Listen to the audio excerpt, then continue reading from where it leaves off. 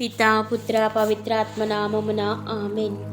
జ్ఞానవాణి ప్రేక్షకులందరికీ శుభోదయము. ప్రియమైన దైవ బిడ్డలారా, ఈనాడు మనందరము పునీత విన్సెంట్ పల్లోటి గారి గురించి తెలుసుకుందాము. పునీత విన్సెంట్ పల్లోటి గారి జీవిత చరిత్ర చూసినట్లయితే, విన్సెంట్ గారు స్పెయిన్ దేశపు తూర్పు ప్రాంతమైన ఓస్కా మండలంలోని సరగోసా పట్టణంలో జన్మించారు. తాను చిన్నతనం నుంచి చాలా బుద్ధిమంతుడిగాను పెరిగారు. విద్యలో చాలా శ్రద్ధ కలిగి ఉన్నారు. సువార్త పఠనం అంటే ఎంతో ఇష్టపడేవారు. వారు బాల్యం నుంచి స్థానిక బిషప్ వలేరియస్ గారి పాదాల చుట్టూ తిరుగుతూనే భక్తిలోను, ప్రేమలోను, పరస్నేహంలోనూ ఎదిగారు. పెరిగి పెద్దవాడైన విన్సెంట్ గారు గురు శిక్షణ కోర్సులో చేరి దిగ్విజయంగా ముగించారు. పరిశుద్ధ డీకన్ పదవికి వ్రతదీక్ష స్వీకరించారు. దేవుని సేవకు నడుం బిగించారు. అప్పట్లో బిషప్ వలేరియస్ గారికి స్పానిష్ భాష అంతగా రాదు. డీకన్ విన్సెంట్ గారే బిషప్ గారి ప్రసంగాన్ని తర్జుమా చేసి చెప్పడము, ఒక్కోసారి తానే ప్రసంగించడం చేసేవారు. వేద వ్యాపకంలో ముందడుగులో ఉన్న విన్సెంట్ గారిని వారి గురువు బిషప్ వలేరియస్ గారిని భటులు బంధించారు. క్రైస్తవానికి మత స్వేచ్ఛ లేనట్లు వాదించారు. ఈ 3వ శతాబ్దంలో డయోక్లేషియన్ చక్రవర్తి పాలనలో క్రీస్తుని గురించి బోధించడము, ఆచరించడము నేరమని రాజాజ్ఞ చొప్పున ఆ ఇద్దరి భక్తులను కారాగారంలో నిర్బంధించారు. తమ విశ్వాసాన్ని విడనాడితేనే విడిచిపెట్టదమని తీవ్రంగా హింసించి హెచ్చరించారు.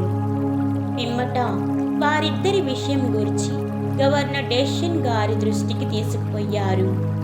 విన్సెంట్ గారి యొక్క అచంచల భక్తి, పట్టుదల, నమ్మకము, ఆత్మవిశ్వాసమునకు ఆశ్చర్యపడి ముందుగా బిషప్ వలేరియస్ గారికి దేశ బహిష్కర శిక్ష విధించారు.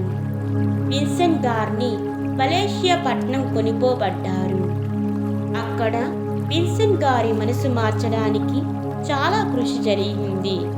ఎన్ని చెప్పినా, ప్రలోభ పెట్టినా, బెదిరించినా, హింసించిన విన్సెంట్ గారు లొంగలేదు. చివరకు విన్సెంట్ గారికి చెరసాల శిక్ష వేశారు. అన్నం పెట్టకుండా కడుపు మార్చారు. తనను దెబ్బలు కొట్టి క్రీస్తుని విడిచిపెట్టమని బాధలు పెట్టారు. అయినా ఏం లాభం లేదు. ఆఖరుకు ఆకలి బాధలను భరించి వారు కొట్టిన దెబ్బలన్నిటినీ సహించి వలెన్సియా చెరసాలలోని క్రీస్తు దైవత్వానికి, రక్షణ భాగ్యానికి ధైర్యంగా ఆర్తితో సాక్ష్యం పలుకుతూ క్రీస్తు శకము 304 జనవరి 22న తన ఆత్మను ప్రభు పాదాల చెంత అర్పించుకున్నారు. తనను హింసించి చంపించిన వారిని క్షమించమని వారి మనోపరివర్తనకై ప్రార్థించారు. ప్రియమైన దేవుని బిడ్డలారా, ఈనాటి ధ్యానాంశం చూసినట్లయితే, తనను తాను కీర్తించుకొని ఆత్మ దేవుని కించపరుస్తుంది, కానీ తనను తాను తగ్గించుకొని ఆత్మ దేవుని స్తుతిస్తుంది. కాబట్టి మనందరి హృదయాలను ఆ దేవునికి సమర్పించుకుందాం. మనల్ని మనం తగ్గించుకొని ఒక చిన్న బిడ్డలాగా మంచి హృదయాన్ని కలిగి జీవించాలని ఆ దేవుని ప్రార్థించుదాము. ఆమేన్.